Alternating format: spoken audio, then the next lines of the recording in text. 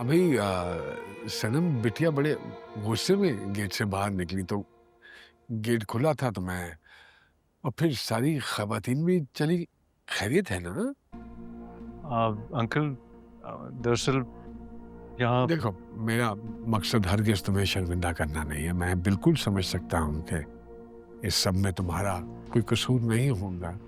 मेरे घर भी 2 बच्चियां हैं और मुझे पता है कि बच्चियों का खून जो है वो अक्सर जोश मार जाता है। सो शर्मिंदा होने की ज़रूरत नहीं है। मैं तो ये कहने के लिए आया था कि क्योंकि कुरान पाक शुरू किया हुआ है तो अगर मुकम्मल नहीं हुआ तो एक एक पारा हमें दे दो, हम पढ़ लेते हैं। अब ख़त्म शुरू किया है बेटा तो उसको ख़त्म करना भी तो लाजमी है ना? अंकल, मुझे तो इस बारे में नहीं पता। हाँ तो पता रखो ना बेटा। वो मर्दी क्या जो अपने घर की खबरगिरी ना रख सके? हाँ, लाजमी है अंकल, ना। फिर आऊंगा, आऊंगा, आऊंगा, फिर आऊंगा। अल्लाह अकबर।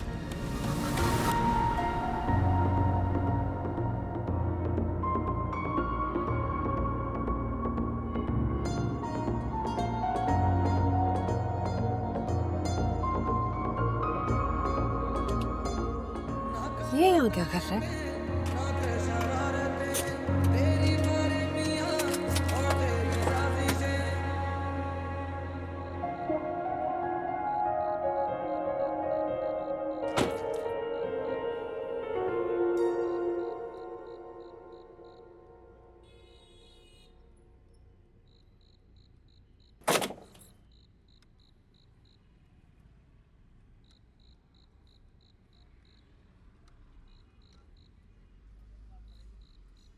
ये क्यों आए थे यहाँ? कौन? फरासत अंकल और कौन? तो ड्रामेबाजी करने के बाद अब क्या लेने आए थे मेरे घर पे? मेरा घर? क्या मतलब है तुम्हारा इस बात से? ये मेरा घर भी है, सरबराह हूं इस घर का मैं। और ये किस तरीके से बात कर रही हो तुम मुझसे? फिदा,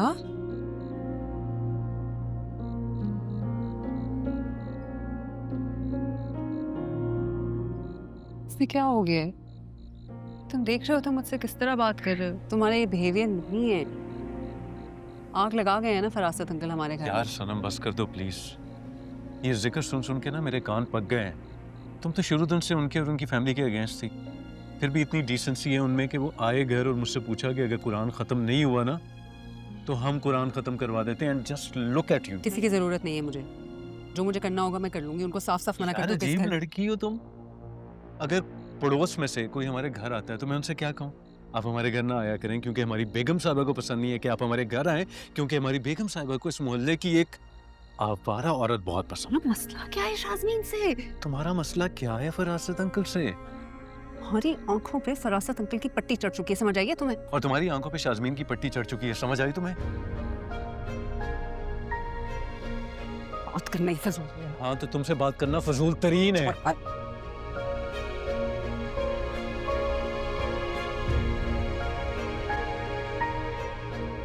नहीं नहीं सलमा, ऐसी कोई बात नहीं है। हफ्सा तो बच्ची है, जज्बाती है। अ, उसे कोई बात चुभ गई होगी। अच्छा, जो हफ्सा ने कहा उसे भूल जाओ ना। सलमा, मैं कह रही हूं ना कि भूल जाओ जो हफ्सा ने कहा है। बल्कि वली भी यही कह रहा था कि हफ्सा को कोई गलत फहमी हुई होगी। हाँ हाँ हाँ, बिल्कुल। अच्छा, ठीक है, ठीक है। खुदा हाफिज।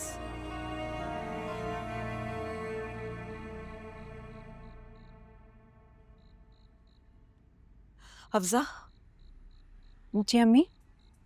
सलमा का अभी अभी फोन आया था।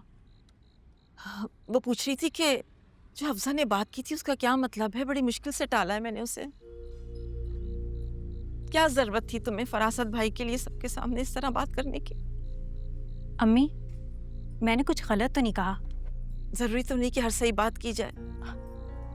ये क्या बात हुई भला? अरे तुम इन बातों को नहीं समझती।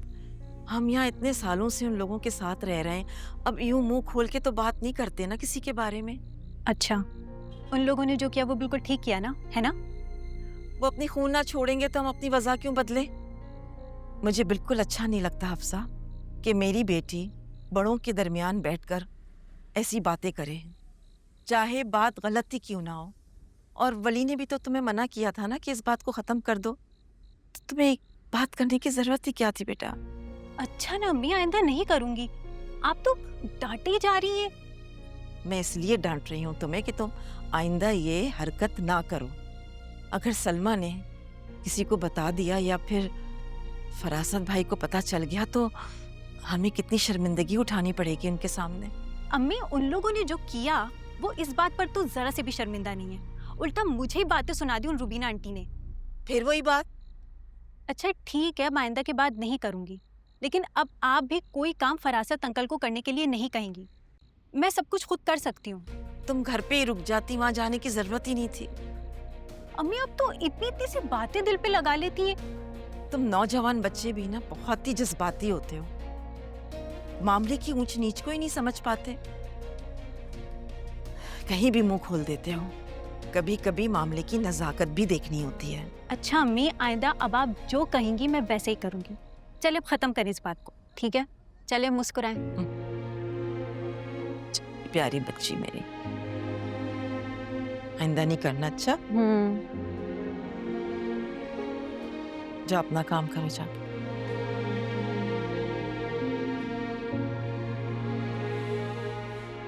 अच्छा, कसम से? अरे भाई उन्होंने 1000 रुपए दिए थे उसको, मुश्किल से 500 रुपए वापस दे के आया। वो तो घर पहुंच गए थे अभी शाम में, बिल्लू को ढूंढते हुए। वो वॉशिंग मशीन के पीछे छुप गया।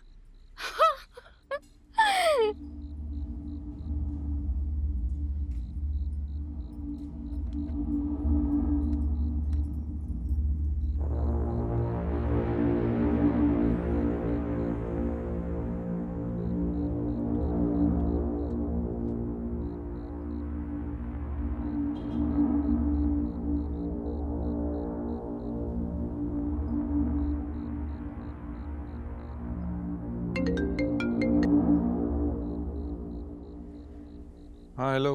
तुम्हारी बात हुई आंटी से? बताया मैंने अम्मी को। अच्छा, क्या कहा उन्होंने? कब आ रहे हो तुम लोग घर? मना कर दिया।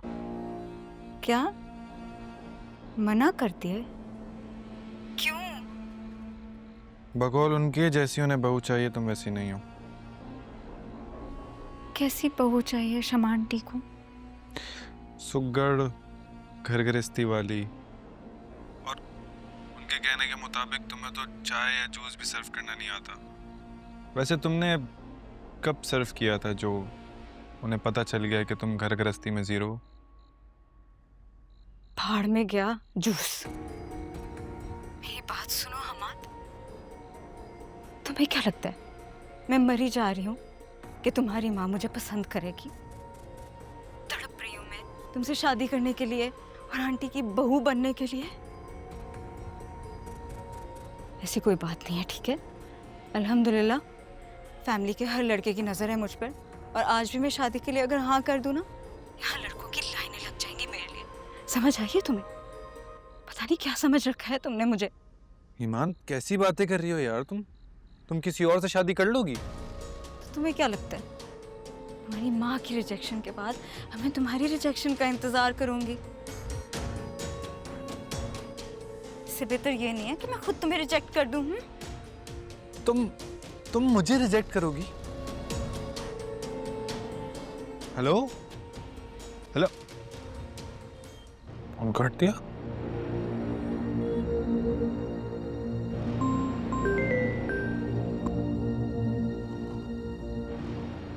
यार पागल लड़की है। मैसेज हुआ। हाँ हेलो यार, तुम मेरी बात तो सुन लो। मैंने अच्छा तुम फ्री हो के मुझे कॉल करना, मैं फिर तुमसे बात करता हूँ। मैं अम्मी को मनाऊंगा ना। वॉइस नोट सुन के कॉल कर लेना प्लीज़।